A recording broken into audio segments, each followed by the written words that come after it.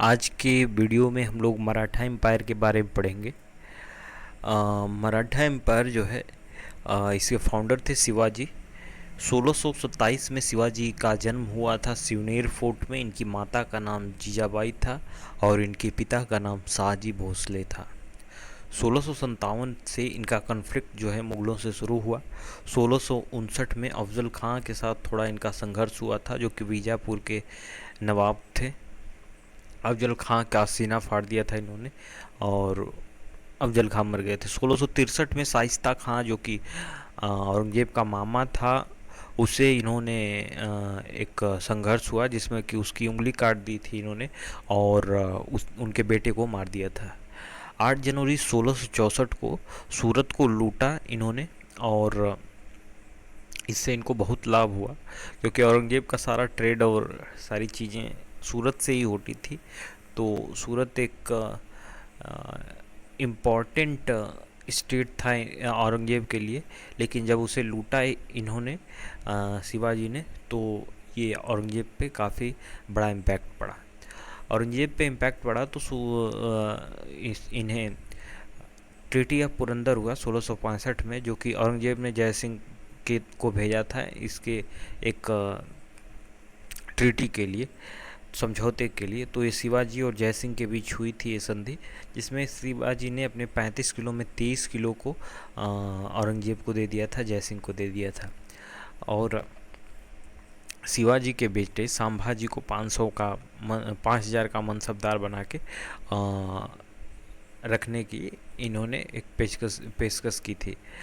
जय सिंह ने शिवाजी को इंसिस्ट किया।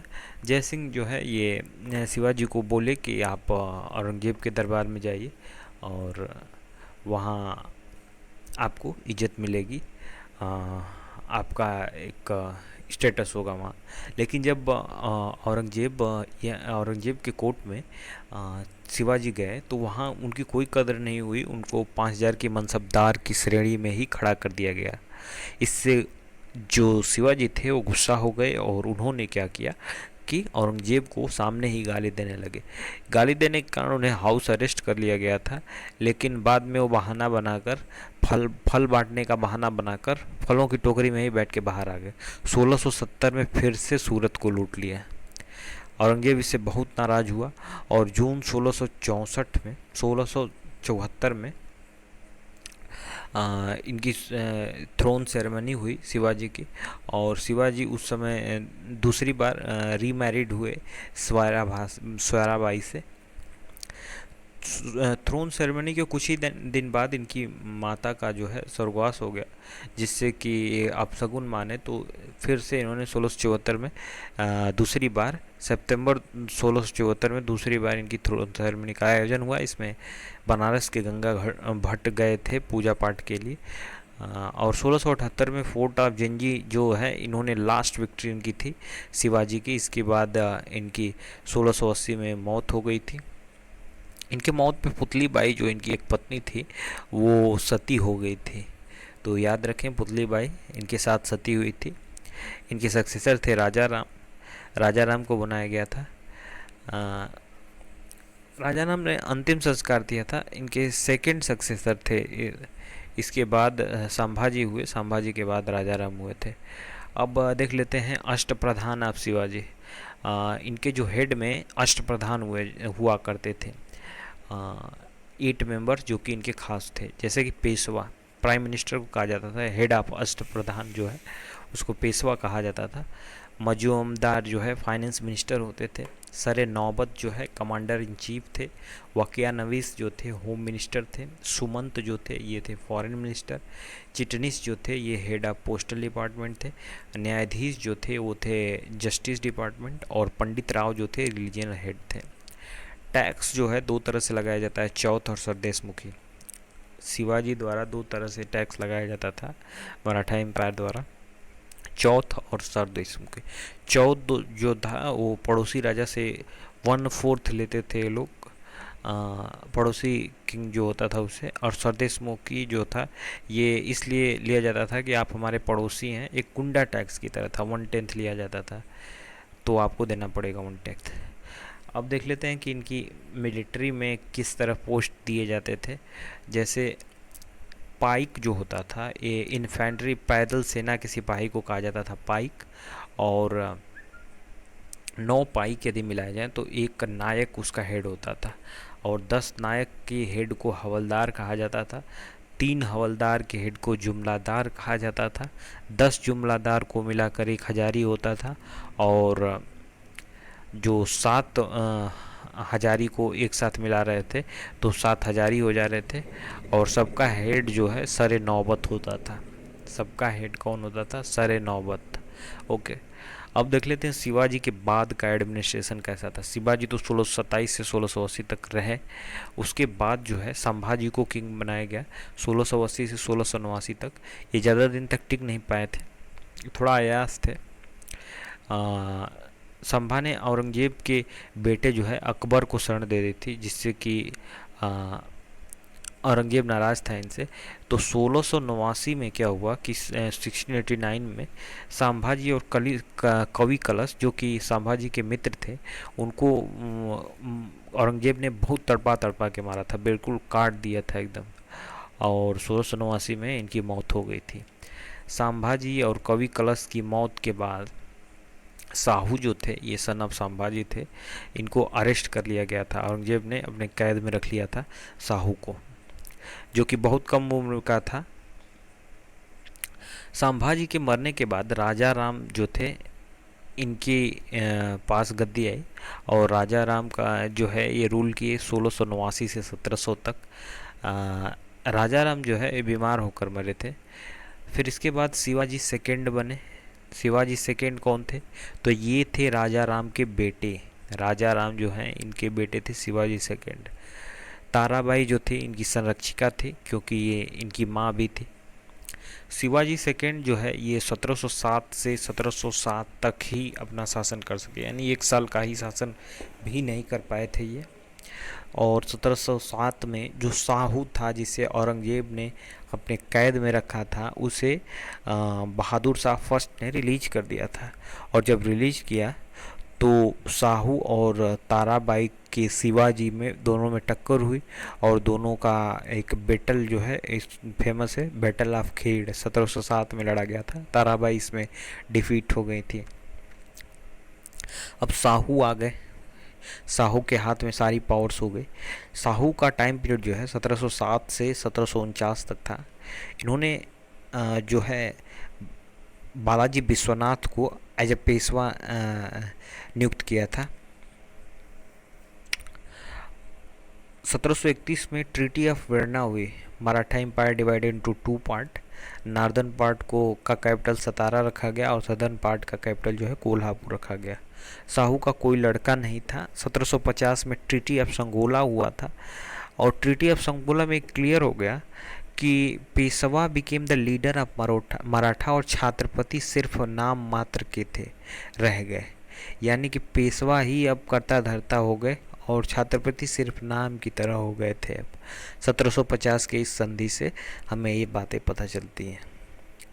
इसके बाद क्या होता है कि एक देखिए, शिवाजी जो थे इनका टाइम पीरियड था 1627 से 1680 तक। शिवाजी के बाद जो राजा बने वो थे संभाजी, 1680 से 1689 तक। संभाजी को मैंने बोला था कि इनको तड़पा तड़पा के मारा था औरंगजेब ने, क्योंकि इन्होंने उसके बेटे को शरण दे दी थी। संभाजी के मरने के बाद राजा राम जो है किंग बने, और राजा राम का टाइम पीरियड जो है 1689 से 1700 तक था। इसके बीच मैंने बताया था कि इसके बाद साहू जो है इसको छोटी उम्र में ही कैद कर लिया था औरंगजेब ने, और बाद में छोड़ा। इसके बीच में राजा राम जो है बने थे। राजा राम का 1700 तक थे। 1700 के बाद राजा राम के मरने के बाद उनका बेटा शिवाजी बना, जिसकी संरक्षिता जो थी ताराबाई थी, इनकी माँ। और ये 1700 से 1707 तक गद्दी पर बैठे रहे। और इसके बाद मैंने बताया था कि वो 1707 में ही बैटल ऑफ खेड़ हुआ था, जिसमें कि ताराबाई और शिवाजी हार गए थे, और साहू को गद्दी मिलती है। साहू को गद्दी मिलती है तो इनका टाइम पीरियड थोड़ा लंबा है, 1707 से 1749।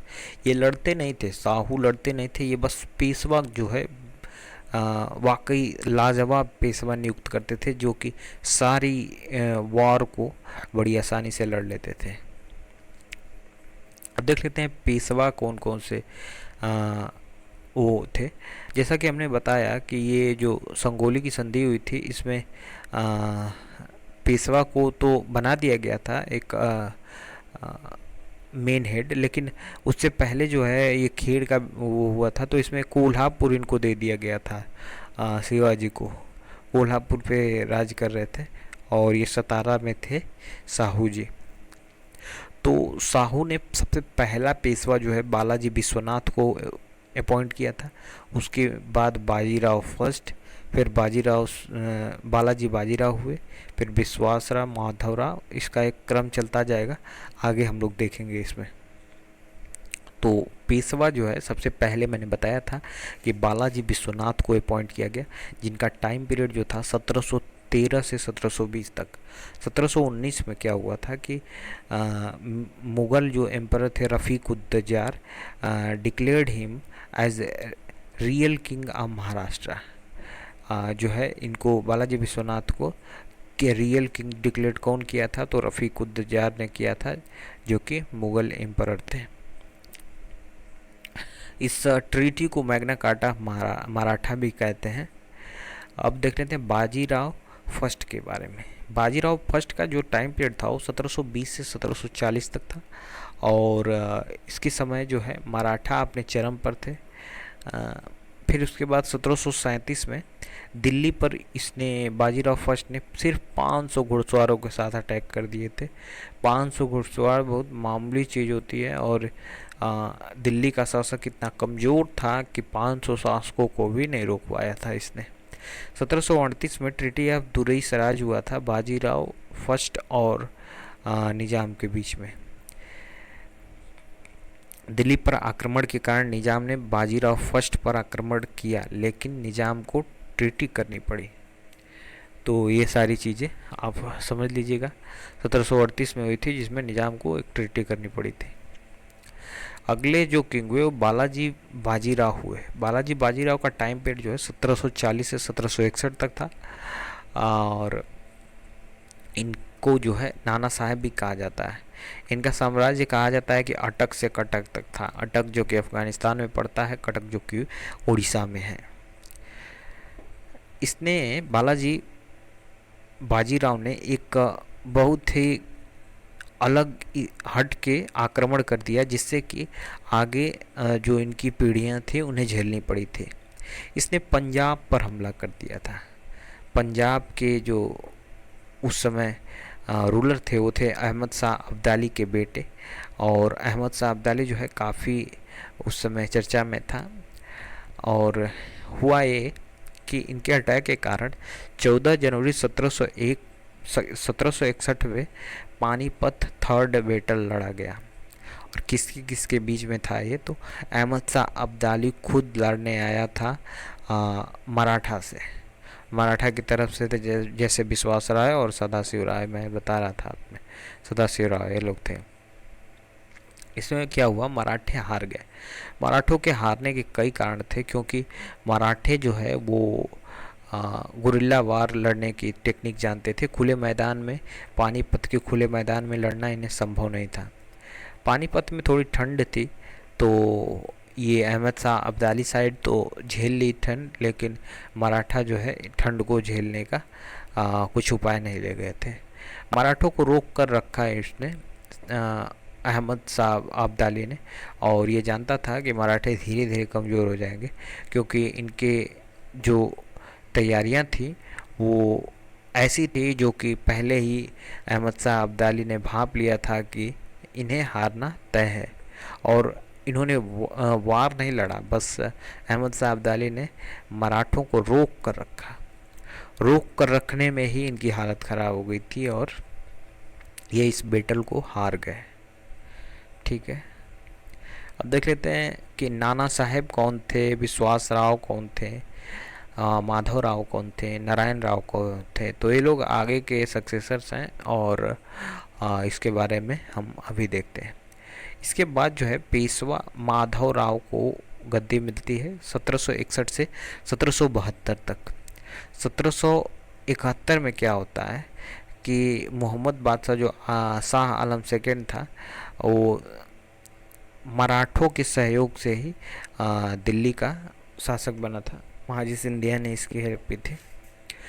1772 में क्या हुआ था कि माधवराव को टीबी हो गई और ये जान से मर गए।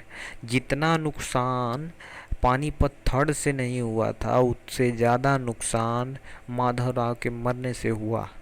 अगले जो गद्दी पर संभाले वो थे पेशवा नारायण राव, जो कि माधव नारायण राव के भाई थे। इनका टाइम पीरियड जो है 1772 से 1773 तक था। Narayan Rao was killed by Raghunath Rao. Narayan Rao जो है ये रघुनाथ राव द्वारा मारा गया। नारायण राव ने रघुनाथ राव ने नारायण राव को इसलिए मारा था क्योंकि नारायण का ये माधव का ये चाचा था।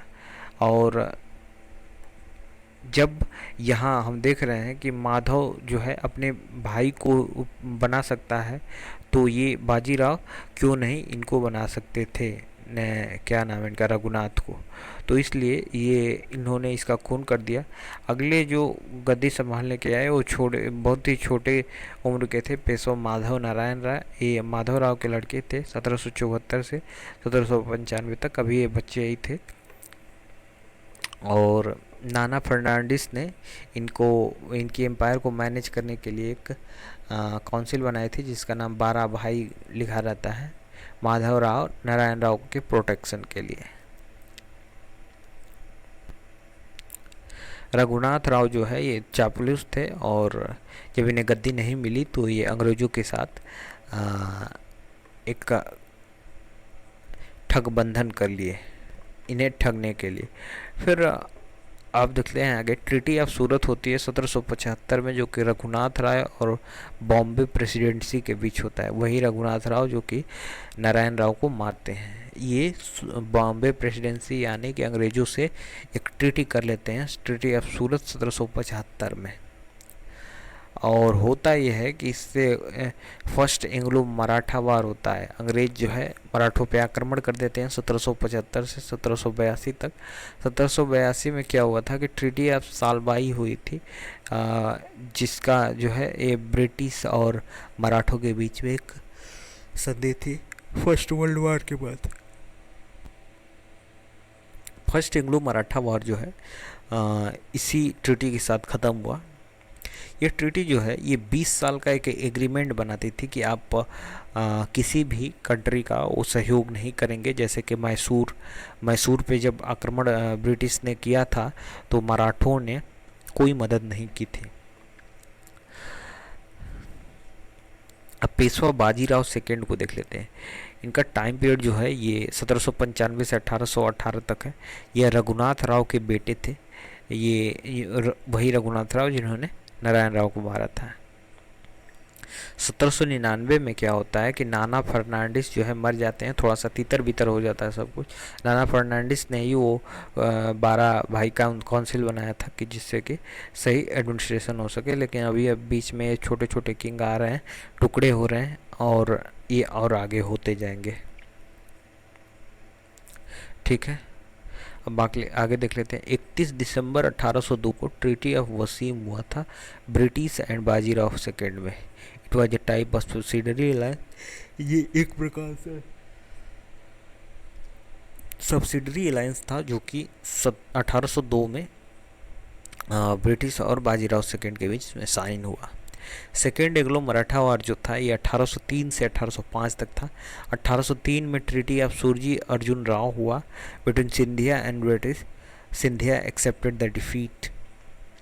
1804 में Scindia accepted the subsidiary alliance. 1804 में जो है सिंधिया ने सब्सिडरी अलायंस को ज्वाइन कर लिया था। और फिर थर्ड एंग्लो मराठा वार जो है ये 1817 से 1818 तक हुआ। Maratha empire completely ended in the third Anglo Maratha war. Bajirao second was sent to Kanpur और उन्हें पेंशन दे दी गई 8 लाख की। अब देख लेते हैं मेजर मराठा रीजन, जैसे बड़ौदा में गायकवाड़ रहते थे, नागपुर में भोसले, इंदौर में होलकर, ग्वालियर में सिंधिया और पुणे में पेशवा और सतारा में छत्रपति थे। ओके, तो ये हमने मराठा एम्पायर के बारे में देखा। 20 मिनट की वीडियो हो गई है, काफ़ी लेंदी हो गई है। आप सभी इसे देखें, ये बिल्कुल ही मराठों का कंसेप्ट क्लियर कर देगा। Okay, thank you.